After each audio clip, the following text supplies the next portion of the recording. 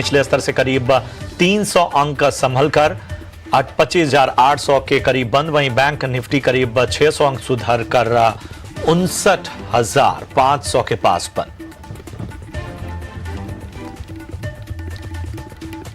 Supply की चिंता और बड़ी इकोनॉमी में स्टॉकिंग बढ़ने से मेटल शेयरों में तेजी। हिंदुस्तान जिंक, हिंद कॉपर और वेदांता में 3 से 5% का उछाल। सेल, जिंदल स्टील और टाटा स्टील में करीब 1.5 से 3% का उछाल। ऑटो शेयरों पर लगातार चौथे दिन दबाव। टीवीएस मोटर्स और हीरो मोटो आधे से 1% कमजोर। आयशर मोटर्स, अशोक लेलैंड, बजाज ऑटो और एमएनएम 1 से 1.5% नीचे। पावर इंफ्रा कॉन्ट्रैक्ट में चीनी कंपनियों को दोबारा मंजूरी मिलने की अटकलों से कैपिटल गुड्स शेयरों पर दबाव। भेल और हिताची एनर्जी करीब 2.5% कमजोर। सीमेंस और एलएनटी में भी बिकवाली हावी। फार्मा और लैब शेयरों में तीसरे दिन दबाव। इप्का लैब, डिवीज लैब और लॉरिस लैब करीब 2 से 3.5% तक कमजोर। वहीं बायोकॉन, अजंता फार्मा और बिंदो भी 1 से 2.5% तक नीचे। रियल्टी शेयरों में लगातार 5वें दिन गिरावट। कमजोर बिजनेस अपडेट से सिग्नेचर ग्लोबल करीब 5.5% टूटा। प्रेस्टीज एस्टेट, शोभा डेवलपर्स में करीब आधे से 4% तक की गिरावट। एनएससी के आईपीओ को जल्द मंजूरी मिलने की खबर से बीएसई करीब 4.5% मजबूत। एनएससी के आईपीओ को इसी महीने मिल सकती हरी झंडी। सेबी चेयरमैन तुहिनकांत पांडे ने कहा, आईपीओ के लिए एनओसी जारी करने के एडवांस स्टेज पर। बाजार बंद होने के बाद आएंगे दिग्गज आईटी कंपनी टीसीएस और एचसीएल टेक के तीसरी तिमाही के नतीजे।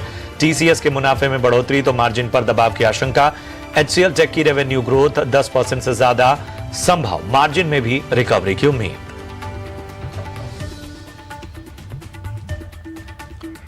और भारत कुकिंग कोल के आईपीओ का आज दूसरा दिन। अब तक 29 गुना से ज्यादा भरा बीसीसीएल का इशू। आईपीओ से 1071 करोड़ रुपए जुटाएगी कंपनी।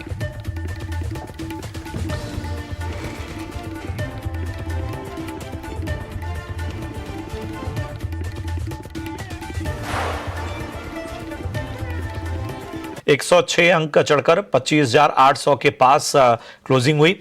बैंक निफ्टी में 200 अंकों का उछाल देखने को मिला। 59,450 के लेवल पर बैंक निफ्टी ने क्लोजिंग ली। वहीं बात करें अगर हम ब्रॉडर मार्केट की, तो निफ्टी मिड कैप और स्मॉल कैप जो है वो लाल निशान में ही आज क्लोजिंग लेते हुए नजर आए। स्मॉल कैप पर दबाव ज्यादा देखने को मिला।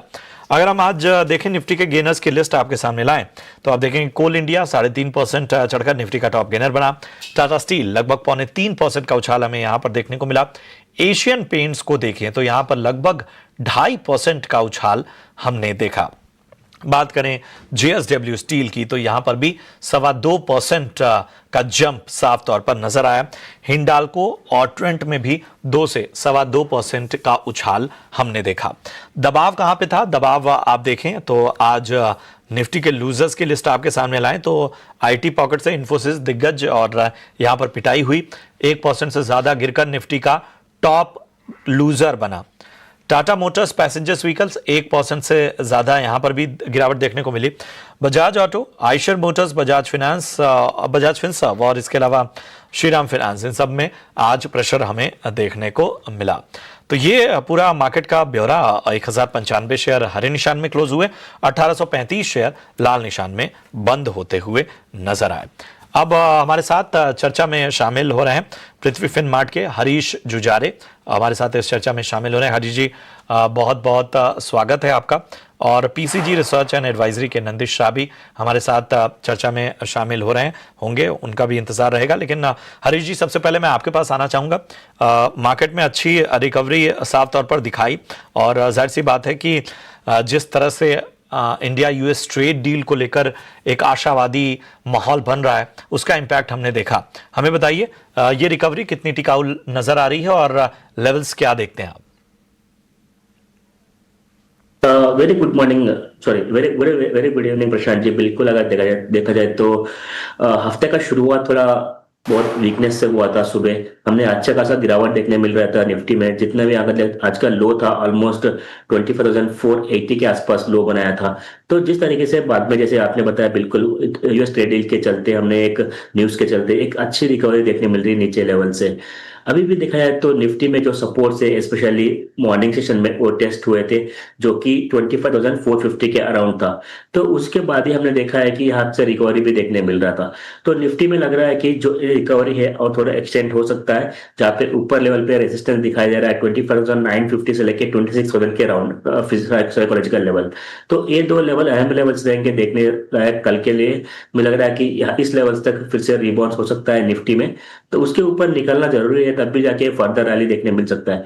ओवरऑल नीचे रेंज की बात कर रहे हैं तो 25,950 से लेके 26,000 का ऊपर का लेवल रहेगा, और नीचे में सपोर्ट्स बात करते हैं तो 25,650 से लेके नीचे का 25,450 का नेक्स्ट लेवल रहेगा। तो ये अहम लेवल्स रहेंगे निफ्टी के लिए। वेर एज बैंक निफ्टी की बात करते हैं, बैंक निफ्टी में देखा है तो बिल्कुल मॉर्निंग में थोड़ा बहुत गिरावट देखने मिल रहा था, लेकिन स्ट्रॉन्ग सपोर्ट से बैंक निफ्टी में अभी भी 58,700 के आसपास हमने वही से रिकवरी देखने मिल रहा है। जब तक इसके लेवल्स के ऊपर है, मुझे लग रहा है कि बैंक निफ्टी का स्ट्रक्चर अभी भी तेजी का ही है, तो higher top higher bottom intact रहेगा। तो मुझे लग रहा है कि bank Nifty will be very much attractive in compare to Nifty. चलिए, तो बैंक निफ्टी ज्यादा जो है वो आकर्षक नजर आता हुआ निफ्टी के मुकाबले। चलिए बढ़ते हैं आगे और अब आपके सवालों को अपनी चर्चा में शामिल करते हैं। इस बीच मैं परिचय करा दूं, हमारे साथ पीसीजी रिसर्च एंड एडवाइजरी से नंदिश शाह भी चर्चा में शामिल हो रहे हैं। नंदिश, आपका बहुत बहुत स्वागत है। सबसे पहला सवाल इरेडा पे अमन गुप्ता का आया है, और नंदिश मैं आपके पास आऊंगा। 190 रुपए के भाव पे इन्होंने इरेडा का शेयर परचेज किया हुआ है, और 600 क्वांटिटी जो है वो इन्होंने इरेडा में होल्ड की हुई है। बताइए क्या राय होगी इरेडा को लेकर आपकी? सर, इरेडा हमारे कवरेज में नहीं है, तो मैं इसके ऊपर कोई व्यू नहीं दे पाऊंगा। हरीश जी, आप बताइए, इरेडा 190 रुपए की इनकी खरीदारी है, क्या राय होगी आपकी? देखिए, अरेडा में हमने देखा है कि लगातार कुछ समय से करेक्शन टू फेस देखने मिल रहा है। स्टॉक प्राइस देखा जाए तो हमने थोड़ा बहुत उछाल देखने मिल रहा था लास्ट 2 हफ्तों से, लेकिन अभी भी जो स्ट्रक्चर है एक डाउन ट्रेंड में ही दिखाई दे रहा है, क्योंकि lower top lower bottom structure अभी भी इंटैक्ट है। देखा है तो रेजिस्टेंस की बात करें तो शॉर्ट टर्म के लिए 154 155 के लेवल्स के आसपास है, जो कि 200 डे मूविंग एवरेज है। इसके ऊपर निकलना जब तक नहीं निकलता है, मुझे लग रहा है कि जो है कंसोलिडेशन और एक डाउन ट्रेंड देखने मिल सकता है। तो फिलहाल के लिए थोड़ा बने रह सकते हैं। हवेवर सपोर्ट्स की बात करते हैं तो 135 के आसपास 130 के आसपास सपोर्ट्स बने हुए हैं, तो हो सकता है कि थोड़ा रिकवरी देखने मिलता है। लेकिन अगर तेजी उसी के ऊपर रहेगा, जब तक 155 के लेवल निकलता नहीं है, मुझे लग रहा है कि एक कंसोलिडेशन एक्सटेंड होते हुए नजर आ सकता है। चलिए, तो ये है रणनीति आपको इरेडा पे मिलती हुई। अगला सवाल उदित सिंह का है, आईओसी पर राय जानना चाहते हैं नंदिश। 165 इनकी बाइंग प्राइस है, फिलहाल 6,760 रुपए का इनको नुकसान हो रहा है। आईओसी यहां से कैसा लगता है आपको? आईओसी हमारा न्यूट्रल कवरेज है। जितनी भी रिफाइनरी स्टॉक्स है वहां पर अगर जैसे जैसे तेल के दाम गिरते हैं तो इनका सबसे बड़ा बेनिफिट उनको ही होता है। तो अगर इनका व्यू लॉन्ग टर्म है तो इसमें तो IOC can be accumulated at these levels. Long term नजरिया लेकर अगर चल रहे हैं तो शायद आपको स्टॉक में बने रहना चाहिए। प्यारे लाल जी का सवाल लेते हैं, और इन्होंने वेदांता पर राय जाननी चाहिए। 562 562 अच्छे लेवल पे इन्होंने खरीदारी की हुई है, फिलहाल फायदे में है। बताएं हरीश जी, वेदांता आगे क्या उम्मीद है? प्रशांत जी, अगर देखा जाए तो देखिए अभी भी मेटल स्टॉक्स में तेजी देखने मिल रहा है। जिस तरीके से हमने आज फिर से एक बार मोमेंटम देखने मिल रहा था सिल्वर और इवन देखा जाए तो एल्यूमिनियम और कॉपर में, मुझे लग रहा है कि यहाँ पे अभी भी तेजी है मेटल स्टॉक्स में। अगर स्पेशली अगर वेदांता की बात डिस्कस करते हैं तो वेदांता के चार्ट्स में देखा जाए तो बिल्कुल हमने एक बड़ा सा कंसोलिडेशन देखने मिल रहा था। तो उसके बाद हमने देखा है कि दिसंबर महीने में इसका ब्रेकआउट हुआ प्रीवियस ऑल टाइम हाई का, जो कि 525 के आसपास था। तो मुझे लग रहा है कि यहाँ पे सेटअप क्लियरली एक तेजी है, क्योंकि जिस तरीके से एक बड़ा लंबा कंसोलिडेशन के बाद साथ बाहर निकला हुआ है वेदांता, मुझे लग रहा है कि यहाँ पे तेजी और एक्सटेंड हो सकती है आगे जाके। तो पोजिशनल के लिए इनको बने रहना चाहिए। मुझे लग रहा है कि कोई भी डिप आता है के लिए बाइंग अपॉर्चुनिटी बन सकते हैं, एवरेजिंग भी कर किया जा सकता है। और लॉन्ग टर्म में मुझे लग रहा है कि स्टॉक प्राइस जो है ऐसे 800 और 800 के ऊपर के लेवल्स भी देखने मिल सकता है। बिल्कुल बने रहने की राय रहेगी करंट लेवल से भी। करंट लेवल से बने रहने की आपको सलाह वेदांता में। रवि कुमार का सवाल लेते हैं। रेडिको खितान पर राय जानना चाहते हैं ये, और इनकी बाइंग प्राइस है 2994, और चूंकि इनका जो नजरिया है वो शॉर्ट टर्म का है, इसलिए हरीश जी आपके पास ही आना चाहूंगा। रेडिको बताइए, 2994 2994 इनकी बाइंग प्राइस है, बहुत ही शॉर्ट टर्म का व्यू लेकर चल रहा है। अगर देखा जाए तो रैडिको में कुछ दिनों से हम थोड़ा वोलेटाइल मूव्स देखने मिल रहे हैं, लेकिन स्टॉक अच्छा रैली देखने मिल रहा था पिछले 6 महीने से। तो मुझे लग रहा है कि ये जो है करंटली करेक्टिव फेज में है, तो इमीडिएट सपोर्ट्स जो है 2700 के आसपास है। मुझे लग रहा है कि जब तक 2700 के ऊपर है तो इसका जो रुझान है अभी भी पॉजिटिव हो सकता है। तो फिलहाल के लिए शॉर्ट टर्म के लिए मुझे लग रहा है कि 2700 का स्टॉप लॉस मेंटेन करें, उसके नीचे फिसलता है तो मुझे लग रहा है कि थोड़ा वीकनेस और एक्सटेंड हो सकता है। ओवरऑल अगर रेजिस्टेंस की बात करते हैं तो 3050 से लेकर 3100 के आसपास एक रेजिस्टेंस है, इसके ऊपर निकलना जरूरी है, तब जाके मुझे लग रहा है कि फिर से एक बार जो अप ट्रेंड है रेज्यूम होगा, शार्प मोमेंटम जो है रेज्यूम हो सकता है।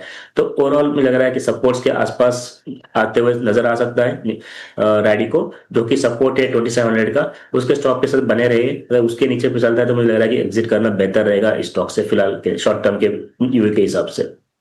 तो का लेवल याद रखिए, अगर वहां से नीचे फिसलता है तो अब आपको एग्जिट करना चाहिए, फिलहाल बने रहिए। विनोद जी का सवाल लेते हैं, और नंदिश आपके पास आना चाहेंगे। इन्होंने जिंदल 100 पे सवाल पूछा है। 150 रुपए की इनकी बाइंग है। जिंदल तो ज्यादा करके ऑयल एंड गैस स्पेस में मतलब पाइप सप्लाई करते हैं, और इनका प्रेजेंस दोनों है, ऑनशोर एंड ऑफशोर। और अगर हम लास्ट 6 मंथ्स में देखते हैं तो majority of the orders have not come in the oil and gas sector. तो ये अगर इनका व्यू अगर शॉर्ट टर्म का है तो जिंदल 100 में इनको बहुत बड़ा ग्रोथ नहीं दिख सकता है। शॉर्ट टर्म का व्यू है तो जिंदल 100 में बहुत बड़ी ग्रोथ आपको नजर नहीं आ सकती। लॉन्ग टर्म के लिहाज से बने रहिए। दशरथ पटेल जी का सवाल लेते हैं, और इन्होंने भारत इलेक्ट्रॉनिक्स लिमिटेड यानी बीईएल पे राय जाननी चाहिए। 402 इन्होंने बाइंग प्राइस अपनी बताई है, और यहां पर हल्का फायदा इनको होता हुआ। बताइए बीईएल कैसा लगता है हरीश जी? अगर प्रशांत जी, अगर देखा जाए तो पूरा डिफेंस पैक में हमारे नजर में जो है स्पेशली तो बीईएल एक स्टॉक है जहाँ पे फेवरेबल नजर आता है स्टॉक चार्ट्स के हिसाब से भी। अगर देखा जाए तो एक शॉर्ट टर्म में थोड़ा रेजिस्टेंस नजर आ रहा है स्टॉक में, जो कि 425 से 430 के आसपास है। अगर ये लेवल्स अगर निकल जाता है तो मुझे लग रहा है कि एक अच्छी रैली देखने मिल सकती है। अगर लास्ट कुछ जो हफ्तों से देखा है तो अच्छा वॉल्यूम देखने मिल रहा है नीचे लेवल से, तो मुझे लग रहा है कि अक्यूमुलेशन ऑलरेडी हो चुका है, तो जस्ट थोड़ा वेट करना चाहिए। एक बार 425 430 लेवल्स अगर निकल जाता है तो मुझे लग रहा है कि इसमें एक अच्छी तेजी देखने मिल सकती है, तो बने रहना चाहिए। हो सकता है कि मार्केट के वॉलेटिलिटी की वजह से स्टॉक में भी थोड़ा वॉलेटाइल मूव देखने मिल सकते हैं, लेकिन मुझे लग रहा है कि टाइम पीरियड थोड़ा देना पड़ेगा और होल्ड करके चलना चाहिए ऊपर की ओर। अगर 425 के ऊपर 430 के ऊपर नेक्स्ट लेवल दिखाई दे सकते हैं 460 से लेकर 480 का लेवल शॉर्ट टर्म में। चलिए, तो ये है राय, बुलिश नजरिया साफ तौर पर बीईएल पर नजर आता हुआ। आमिर हमारे एक दर्शक हैं, और इन्होंने ओला इलेक्ट्रिक पर राय जाननी चाहिए। 67 रुपए पे इन्होंने खरीदारी की हुई, और ओला में तो लगातार एक डाउन ट्रेंड ही नजर आया है। बीच बीच में एक बाउंस बैक नजर आता है, लेकिन वो बहुत ज्यादा फ्यूल का काम नहीं कर पाता। तो नंदिश, ओला को कवर करते हो तो बताइए, 67 की इनकी बाइंग है। ओला पर हमारा कवरेज नहीं है, लेकिन जितना भी हमने पढ़ा है इन टर्म्स ऑफ प्रोडक्ट, इनका जो प्रोडक्ट है वो ओवरऑल मार्केट में एक्सेप्टेबल नहीं था, despite being a very good brand name for themselves. तो अगर इनका व्यू शॉर्ट टर्म का है तो इसमें से उनको निकल जाना चाहिए। हरीश जी, आप भी एक राय दे दीजिए ओला इलेक्ट्रिक पे।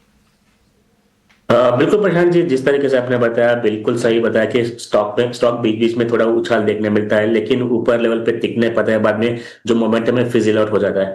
अगर टेक्निकल सेटअप की बात करते हैं तो एक छोटा सा एक बाउंस एक्सपेक्ट कर सकते हैं, लेकिन अभी भी मल्टीपल रेजिस्टेंस है ऊपर लेवल पे।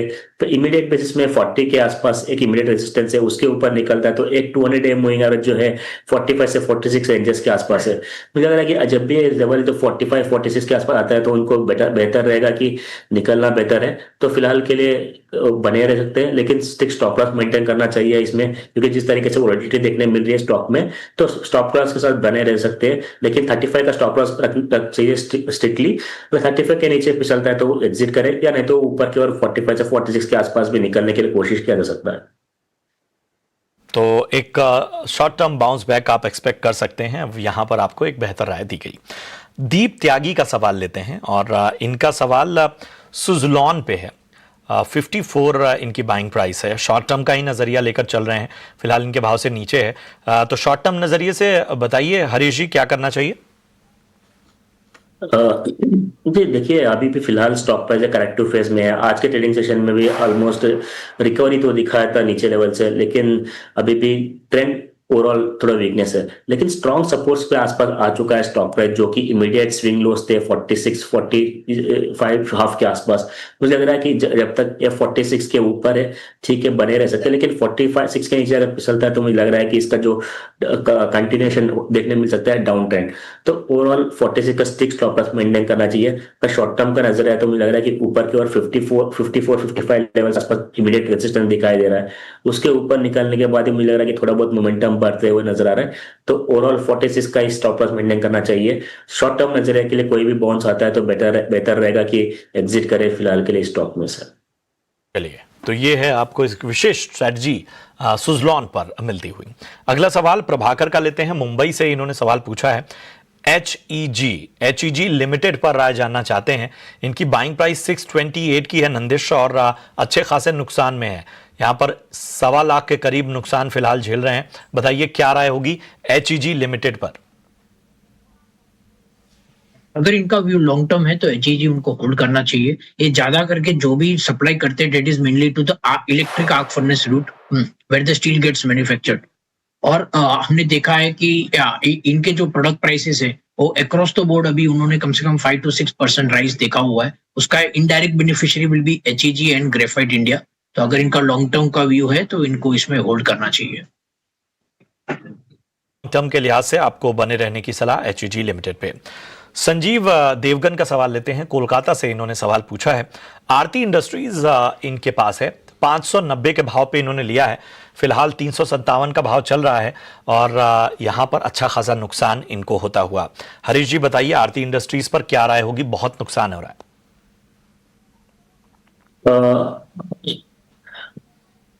प्रशांत जी, अगर देखा जाए तो आरती इंडस्ट्रीज मेरे रडार पे नहीं है, स्टॉक को मैं ट्रैक नहीं करता एक्चुअली, क्योंकि जिस तरीके से वॉलेटिलिटी है मैं उसको अवॉइड करना चाहता हूँ, तो फिलहाल उसको स्टॉक को मैं रिकमेंडेशन नहीं दे सकता हूँ फिलहाल के लिए। ठीक है, तो अवॉइड करने की सलाह आरती इंडस्ट्रीज को फिलहाल यहां पे। चलिए, इतने ही सवालों को हम शामिल कर पाएंगे, लेकिन आप अपने सवाल हम तक पहुंचाइए, हम उन सवालों के जवाब कल देंगे, बढ़ेंगे आगे और ले आएंगे वीआईपी शेयर्स।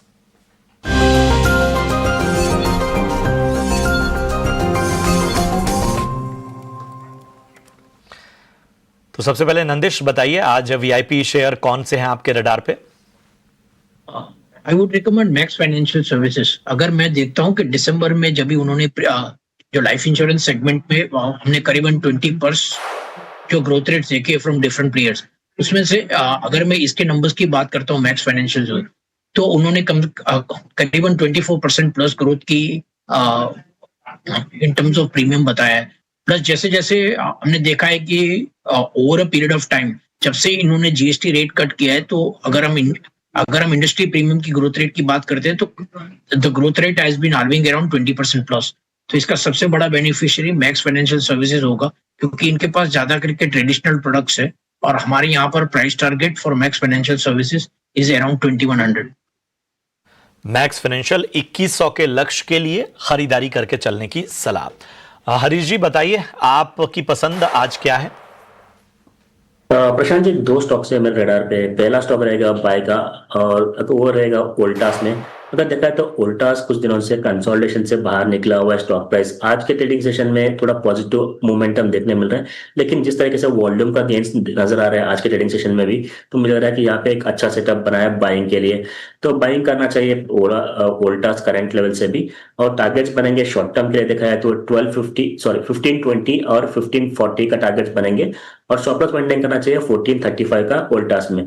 और दूसरा एक सेल का स्टॉक रहेगा मेरे रडार पे, जहाँ पे फेडरल बैंक है। हमने एक अच्छी तेजी देखने मिल रही थी फेडरल बैंक में, तो मुझे लग रहा है कि यहाँ पे छोटा सा करेक्शन देखने मिल सकता है फेडरल बैंक में। और सेल के लिए रिकमेंडेशन रहेगा शॉर्ट टर्म के लिए हिसाब से, तो नीचे की ओर टारगेट्स बनेंगे 240 का, और स्टॉप लॉस मेंटेन करना चाहिए 257 का फेडरल बैंक में। फेडरल बैंक का बिकवाली की सलाह यहाँ पर आपको मिलती हुई, और इसके अलावा तमाम स्टॉक्स हमारे एक्सपर्ट ने आपको आपके सामने रखे। चलिए हरीश जी, बहुत बहुत शुक्रिया आपका इस अहम जानकारी के लिए। इसके साथ ही नंदिश, आप भी चर्चा में जुड़े, आपका भी बहुत बहुत धन्यवाद। कल की तैयारी में